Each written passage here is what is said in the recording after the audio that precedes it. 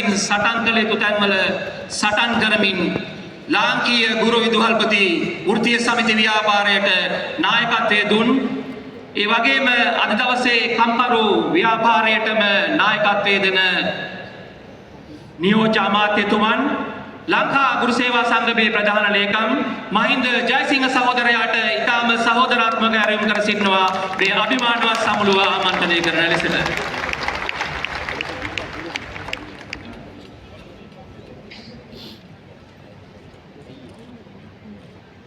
समस्त लंका इच्छत गुरु संघ में सभापति पूज्य यालविल्ल पन्यासिक स्वामीන් වහන්සේ ඇතුළු ගෞරවනීය ස්වාමීන් වහන්සේලාගෙන් ඒ වගේම වේදිකාවේ අසුන්ගෙන සිටින ජාතික වෘත්තීය සමිති මධ්‍යස්ථානයේ සභාපති කුෂිකර්ම පශු සම්පත් ඉඩම් වාරි මාර්ග අමාත්‍ය ආදරණීය ලාල්කාන්ත සහෝදරයාගෙන්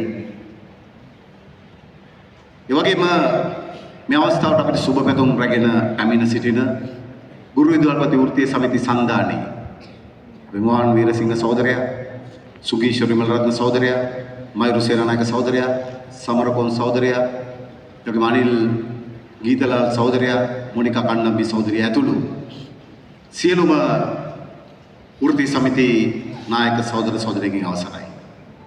වේදිකාවේ අසුන්ගෙන සිටින ලංකා ගුරු සේවා සංගමේ ප්‍රධාන ලේකම් සමාවෙන්න සභාපති ධම්මිකා ලහප්පිරම සහෝදරයා ඇතුළු අපේ නිලධාරි මණ්ඩලයේ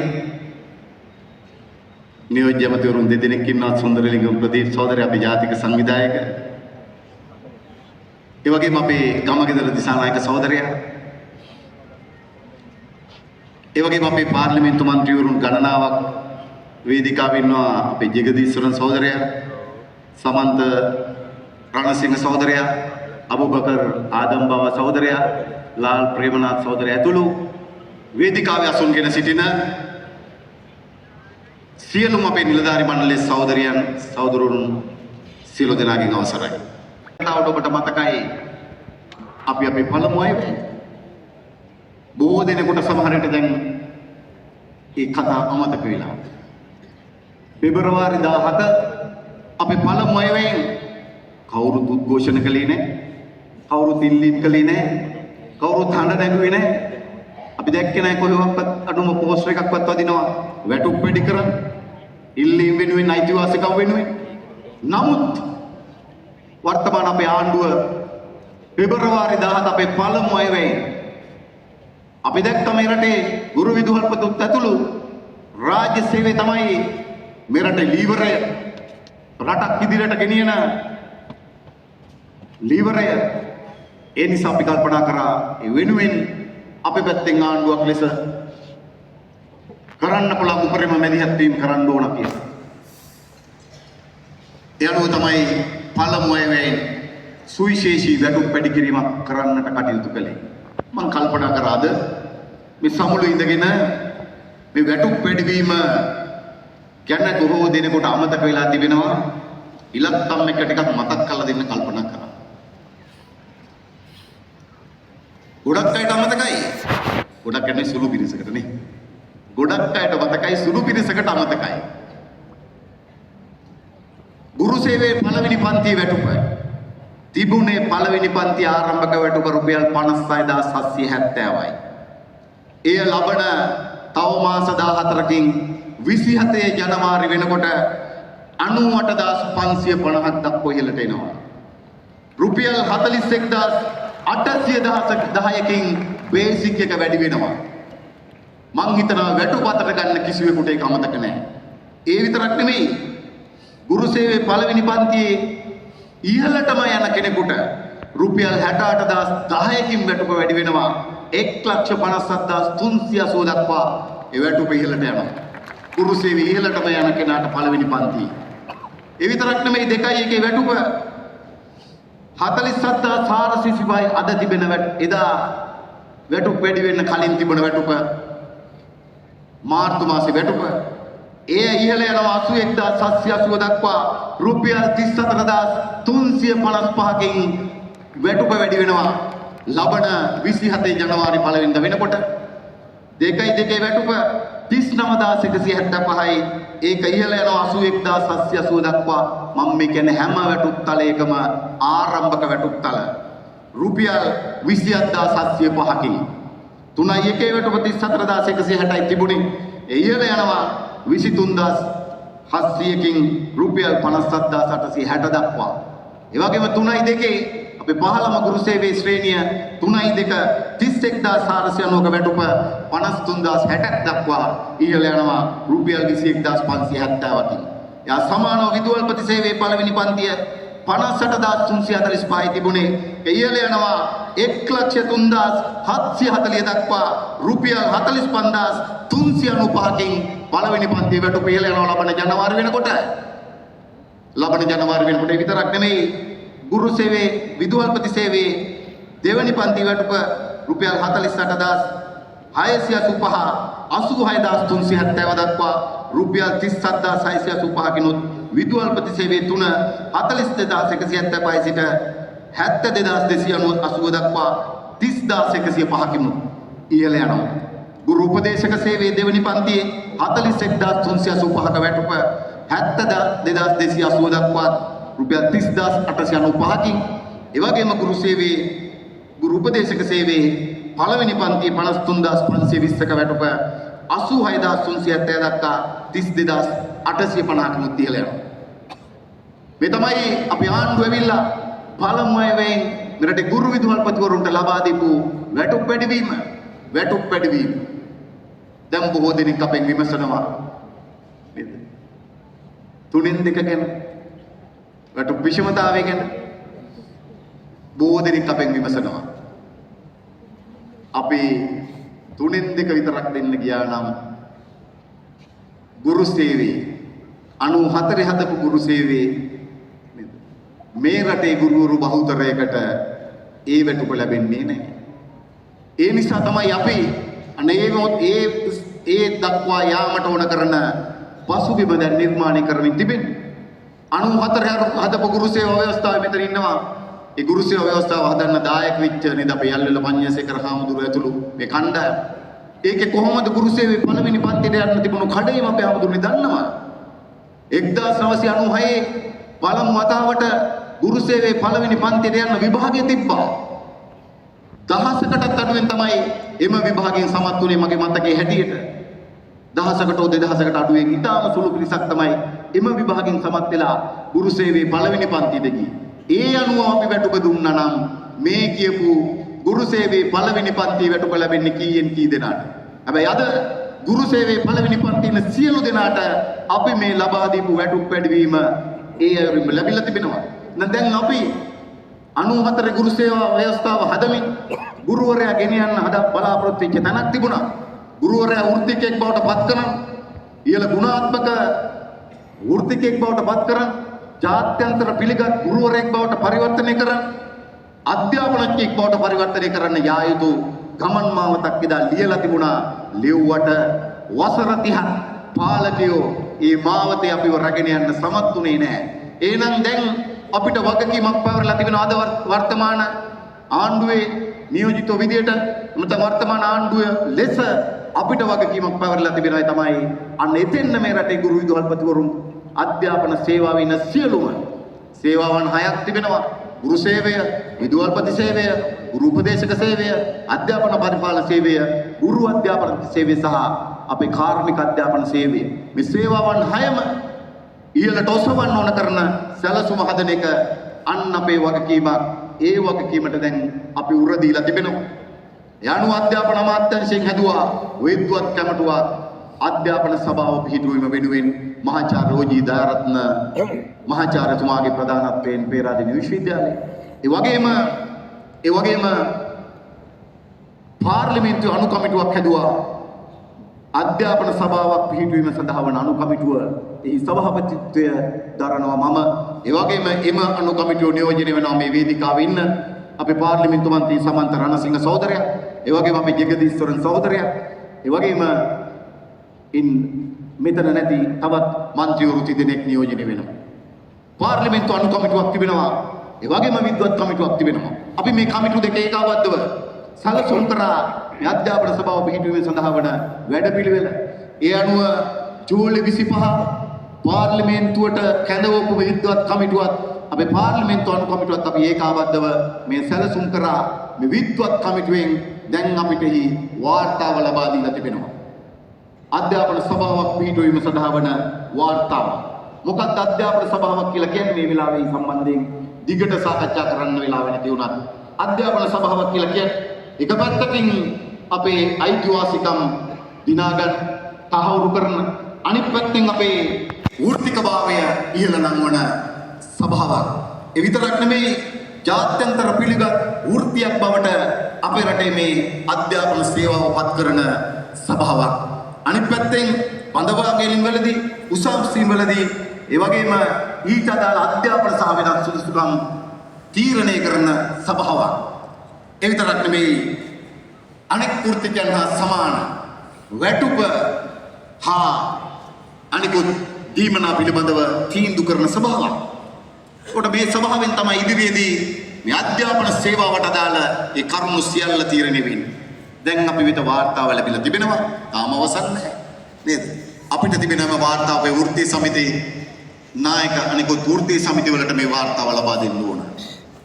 ඒ අනුව ඔවුන්ගේ අදහස් විද්වත් කමිටුව ඉදින් සකස් කරන ලද වාර්තාවට ඔවුන්ගේ අදහස් අපි ලබා ගන්නවා. ඊට අමතරව ඉන් පරිබාහිරව තව ඉන්නවා නම් ඊට අදහස් යෝජනා එකතු කරන්න.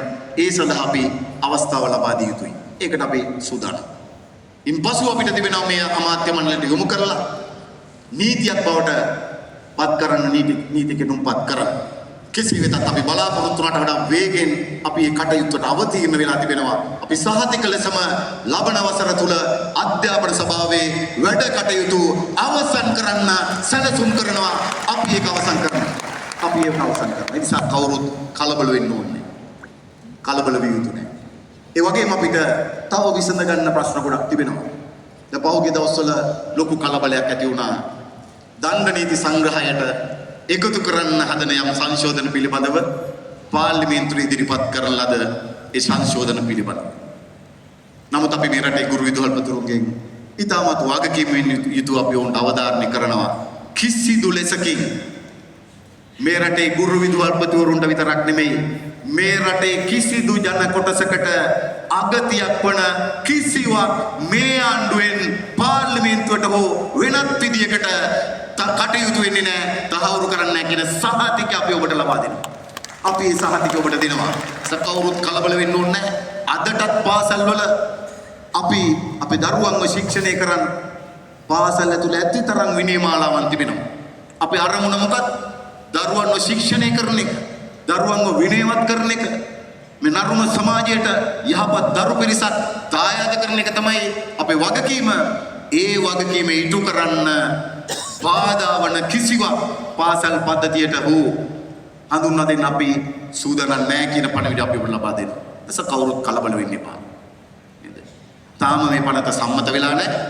මට මතකයි ජනාධිපතිතුමා නුවරදි ප්‍රකාශ කළා අපිට අවශ්‍ය නම් පුළුවන් සංශෝධන සහිතව තුන්වන වර කියවිදී සංශෝධන මේකට එකතු කරන්න. එහෙමත් නැත්නම් අපිට මේක සම්මත නොකර ඉන්න පුළුවන් කියන අදහස තමයි ජනාධිපති අනුරදිශානායක සහෝදරයා පැත්තෙන් ඉදිරිපත් කළා. අපිට ඒ පිළිබඳව සංවාද කරන්න. නමුත් ගොඩනැගුණු සංවාදය අතිශයින්ම හොඳයි. ඇයි? මේ තුල ඉතාමත් හොඳ සංවාදයක් ගොඩනැගුණා. යතරේ මේක අල්ලගෙන අපිට එරෙහිව යම් මතවාද හදන්න අර සුන්බුන් විපක්ෂයේ සමහරව සූදානම් වුණා. නමුත් අපි හිතනවා මේ රටේ ගුරු විදුහල්පතිවරු ඒ කියන උපක්‍රම වලට හසු වෙන්න සූදානම් නැහැ. ඒ ආදරණීය සහෝදර සහෝදරියනි, ගෞරවනීය ස්වාමින් වහන්සේ, අපිට තව යා යුතු දුර බොහෝයි. මට මේ මොහොතේ මතක් වෙනවා. විශේෂයෙන්ම අපි දන්නවා කීකරු දරුවෝ හොඳ මිනිසුන් කරන එක, කීකරු දරුවෝ හොඳ මිනිසුන් තනනවා. ඒ වගේම අකීකරු දරුවන් වෙනස් මිනිසුන් තනනවා. ඒ නිසා අපි කීකරු දරුවෝ ආදරෙන් බලා ගන්න ඕන, අකීකරු දරුවෝ වඩාත් ආදරෙන් බලා ගන්න. නිසා මේ සුගතදාස ගෘහස්ත ක්‍රීඩාංගණේ ඉන්න අපේ ආදරණීය ගුරු සහෝදර සහෝදරියන් විතරක් නෙමෙයි, මුළු රටේම ගුරු සහෝදර සහෝදරියන් අපි දන්නවා ඊටමත් ආදරෙන් අපි දරු පැටවුන්ට සලකන, ඊටමත් ආදරෙන් ඕ බලා ගන්න, කරුණාවෙන් උන්ට සලකන පිරිස. තමන් කන්න ගෙනාපු බත් පැකට් එක දරුවන්ට දෙන ගුරු විදුහල්පතිවරුන්, තමන්ගේ වැඩුපෙන් දරුවට ඕන කරන පොතපත පෑන පැන්සල් අරන් දෙන ගුරු විදුහල්පතිවරු ඉන්න රටක් මේක. තමන්ගේ පැය 6ට සීමා නොවි එතනින් එහාට තමන්ගේ කාර්යභාරය ඉටු කරන ගුරුවරු පිරිසක් අපේ රටේ ඉන්නේ. ඒ නිසා ඔවුන්ගේ එකම අරමුණ අපේ දරුවන්ව ශික්ෂණය කිරීම මිසක ඒ දරුවන්ට පීඩාවක් ගෙන දෙන එක නෙවෙයි. සාදරණීය සහෝදර සහෝදරියනි, අපිට යා යුතු දුර තව බොහෝ තිබෙනවා. අපිට දිනපතා මැසිවිලි නගනවා කලාප කාර්යාලවල, පළාත් කාර්යාලවල, අමාත්‍යාංශවල විවිධ ගැටලු පිළිබඳව. ඔව් අපි දන්නවා ඒ ගැටලු අපිට තිබෙනවා. නමුත් අපිට ඒ ගැටලු විසඳා ගැනීම වෙනුවෙන් තව දුරක් යා යුතුයි. අපි දන්නවා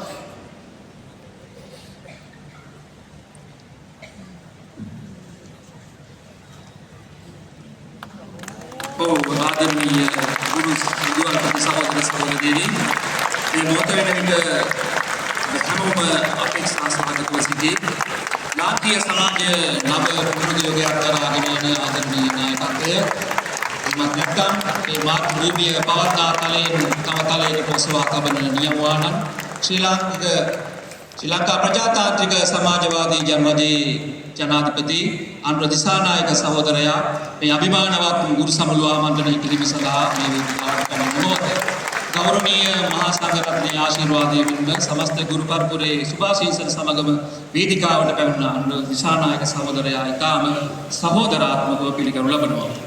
අපි අපේ රට ඉදිරියට මෙහෙයවගෙන ගියත් සුළු පිරිසක් ඉන්නවා එකට එරෙහිව විවිධ මත හදන. ඉතින් ඔවුන්ට මත හදන්න අපි ඉඩ දෙමු. අපි අපේ ගමන හෙළිපෙහෙරගෙන කරගෙන යමු.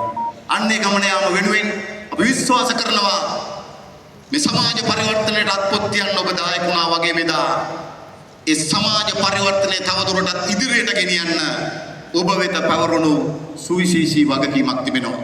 සුවිශේෂී වගකීමක් ඒ තමයි දශක ගණනක් අපි විඳපු දුක් අවසන් කරලා අපි දරුවන්ට හොඳ රටක් හදන්න අපි අලුත් සමාජ පරිවර්තනයකට වෙනසකටත් පොත් තබලා තිබෙන හැබැයි ඒ අවසන් නැහැ. අපිට තව යා යුතු දුර බොහෝයි. අපි හැමෝම හරියට නිවැරදි තැන ඔබ හිටගෙන ඉන්නවා. අපි වැනෙන්නේ නැතුව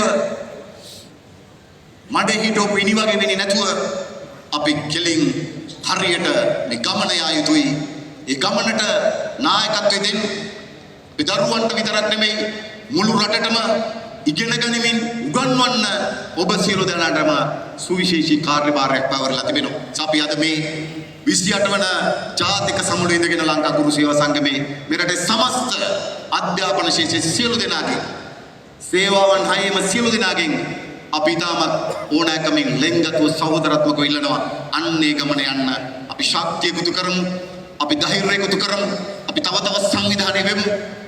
සතුරා කුමන අවලාද නැගුවත් සතුරා කොතරම් අපේ ගමන ආපසු වරවන්න උත්සාහ කළත් නෑ ඒ කිසිවකට නොබියව නොසලී ධෛර්ය සම්පන්නව අපි මේ ගමන අවසන් කරනවා. රටේ දරු පරපුරට මුළු රටටත් වඩාත් හොඳ රටක් නිර්මාණය කිරීම වෙනුවෙන් ශක්තිමත්ව සංවිධානය වෙනවා කියන අදිෂ්ඨානය මොළොමු කියන ඉල්ලීම කරමින් මම නිරේනවා. ඔබ සියලු දෙනාටම ජය වේවා.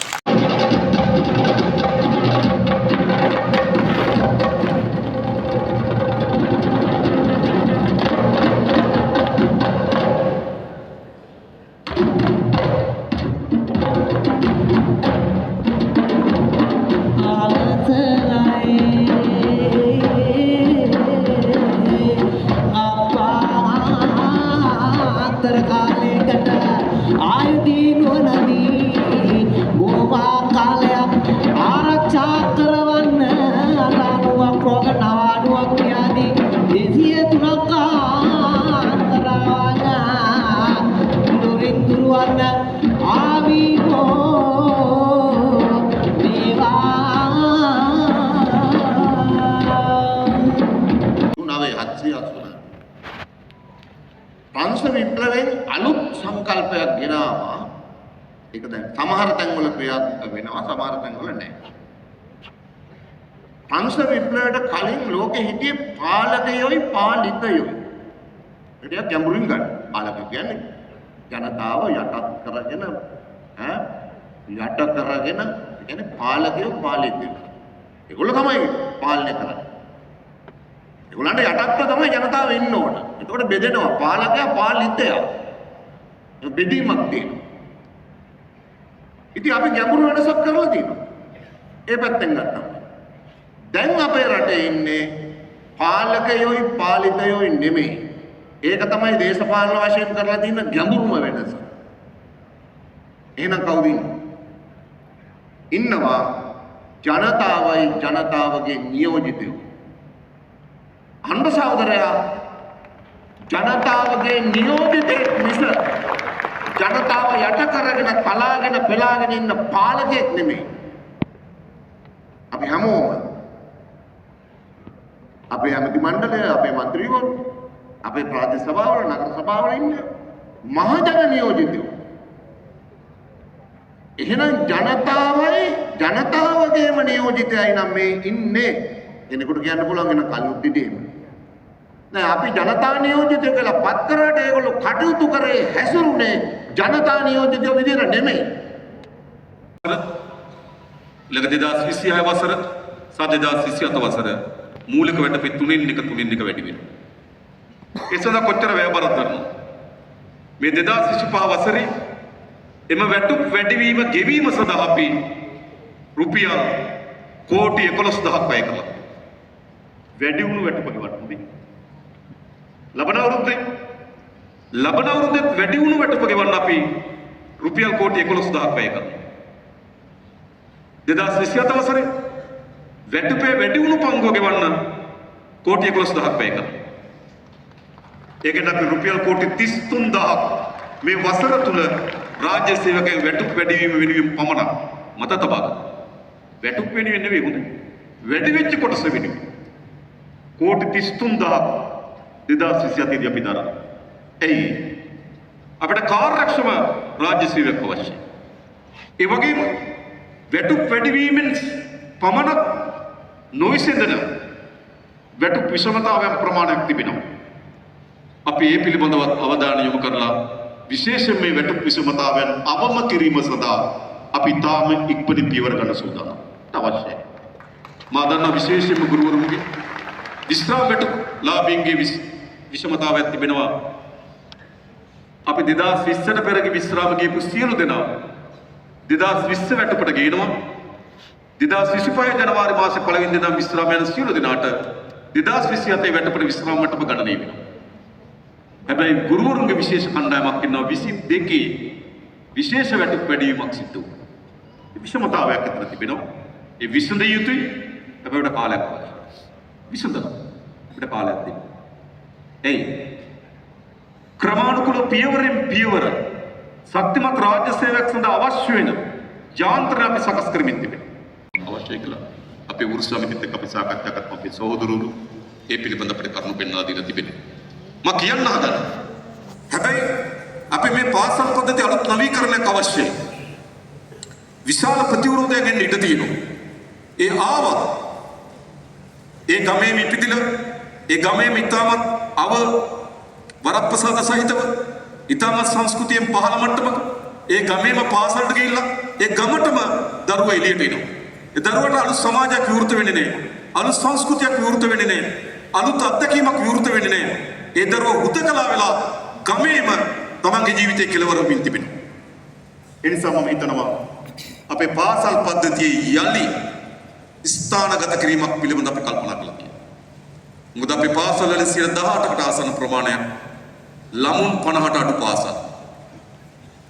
ඒක හොඳ තත්ත්වයක් නෙවෙයි. පාසල් වල 18ක ප්‍රමාණයක් වුණත් ළමුන්ගෙන් ඉන්නේ 1%ක ප්‍රමාණයක්. එම පාසල් වල ගුරු ශිෂ්‍ය අනුපාතය 1:5යි. ගුරු ශිෂ්‍ය අනුපාතය ඉතාමත් ප්‍රශස්තයි 1:5යි.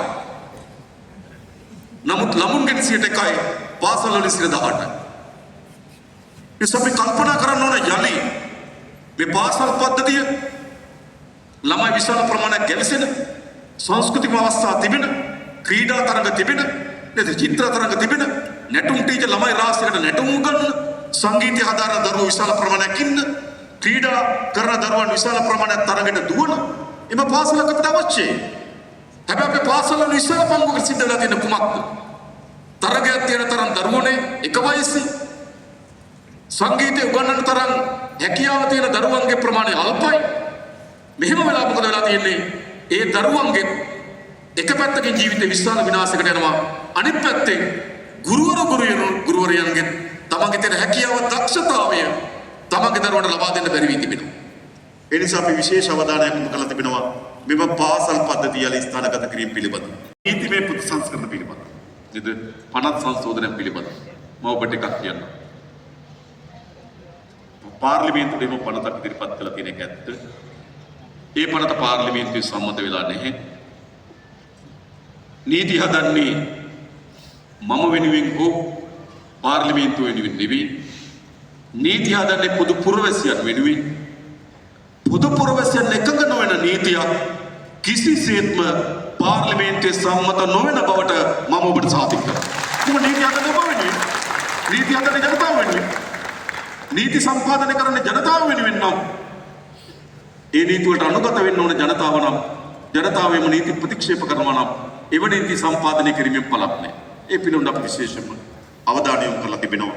අපි නීති සම්පාදනය කරන්නේ පුරවැසියන්ගේ වමනාවෙන් මිසක් පාලකයන්ගේ වමනාවෙන් නොවන බවට මම ඔබට සාධකයක් දෙන්නම්. පාලකයාගේ වමනාව නීති අපි යුගයේ අවස්ථාව. පාලකයාගේ වමනාව නීති නෙවෙයි ව්‍යවස්ථා හැදුවා. පාලකයන්ගේ වමනාවට ව්‍යවස්ථා සංශෝධනය කරා ඉතිහාසය. හැබැයි අද අපි සම්පාදනය කරන හැම නීතියක්ම ජනතාවගේ කෝණයෙන් ඒ නීතියට භාජන වෙන අයගේ කෝණයේ දෙස බලමින් තමයි අපි නීති සම්පාදනය කරන්නේ. ඒ පිළිබඳව අපට සාධකයක් දෙන්න.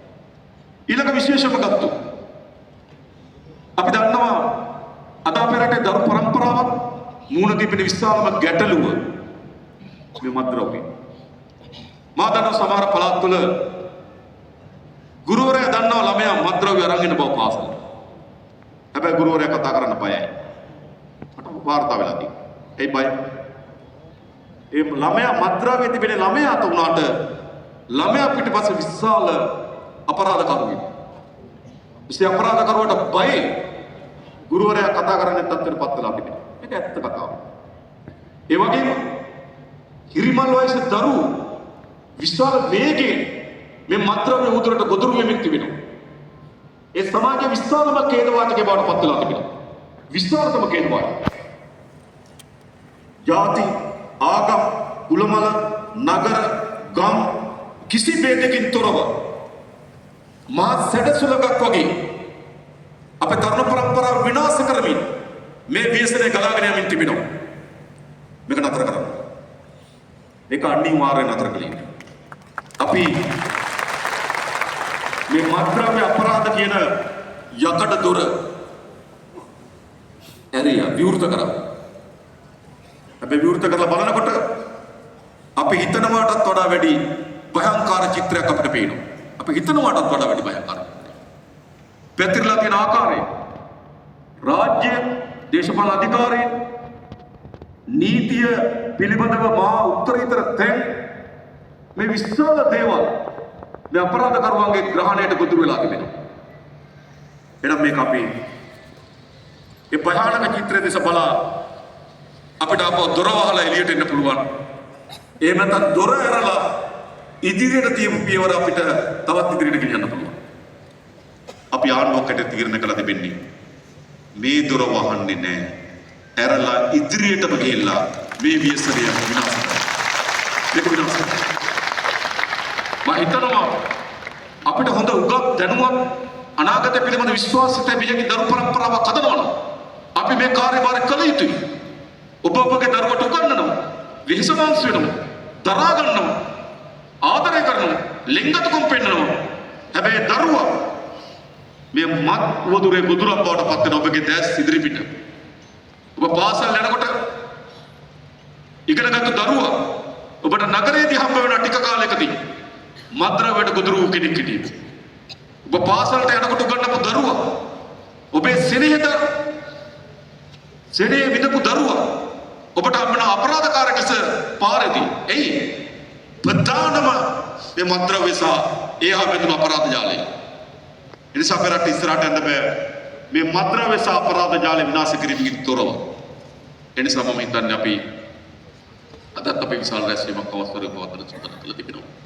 අපි සෑම පැත්තෙම මේ උවදුර විනාශ කිරීම සඳහා ගත හැකි හැම පියවරක්ම ගන්න බව මම ඔබට සමතක් කරනවා. ඒ වගේම මම හිතනවා සමාජයක් සෑම විටම අලුත් පරිවර්තනයන් දෙස සැකමුසු කෝණයෙන් බලන එක ස්වභාවයි. සාමාන්‍ය මිනිස්සුන්ගේ ලක්ෂණය පුරුද්දට ඇබ්බැහි වෙනවා. පුරුදු දෙයට බය නැහැ. පුරුදු දේ ලෙස සැකයෙන් බලන්නේ. හැබැයි වෙනස්කම් වලට බය වෙනවා. වෙනස්කම් සැකයෙන් බලනවා කමක් නැහැ. සැකයෙන් බලනවා.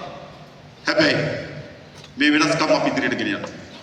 මේ සෑම ශ්‍රේෂ්ඨයකම ප්‍රගතිශීලී වෙනස්කම් ඉදිරිගාමී වෙනස්කම් වලට අවශ්‍ය වෙන පියවර අපි තබලා තියෙනවා.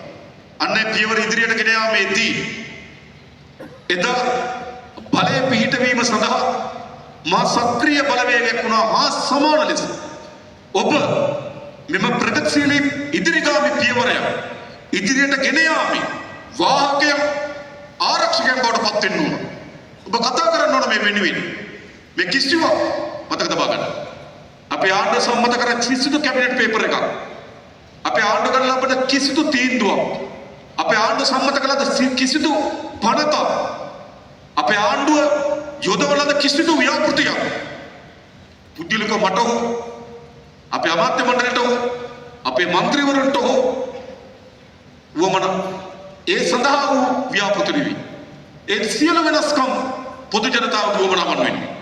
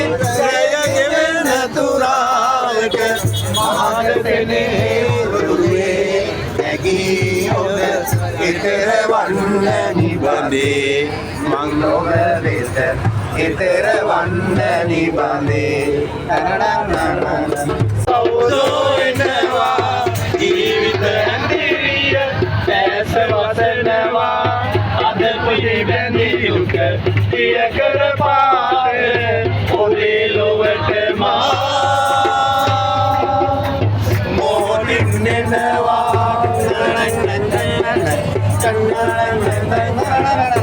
රුවක් ඇදෙනවා කවුදෝ එනවා ජීවිත ඇඳිරිය දැස වසනවා අද පොඩි බැඳි දුක පිය කර පාර ඔබේ ලොවට මා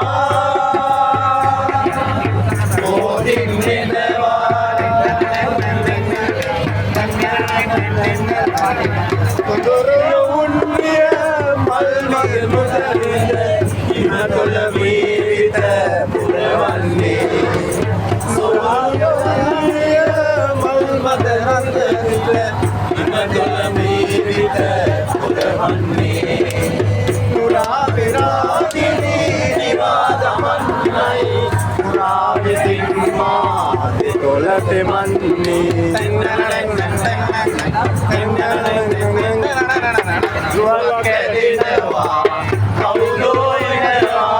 ජීවිත ඇඳිරිය දැස වසනවා අද කුටි බැඳි දුක ඉලක පාර ඔබේ ලොවට මා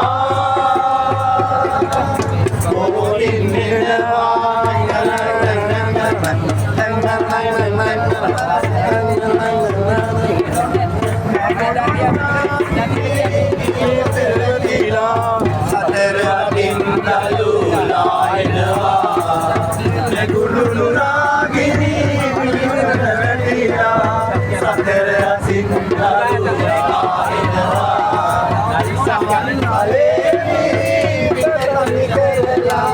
වරින් මලේ පිය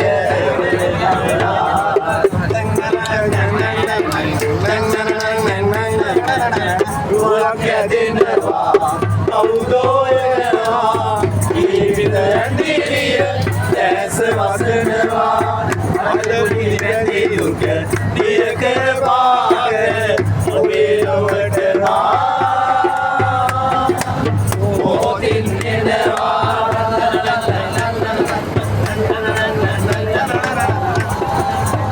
සිංහල සින්දු කියන නලලේ තිලක තියෙන කිරිල්ලියේ තුටින් හදවතත් අරගෙන ගිනිගත් අල්ලරඹට ආවාදෝ ඉගිල්ලේ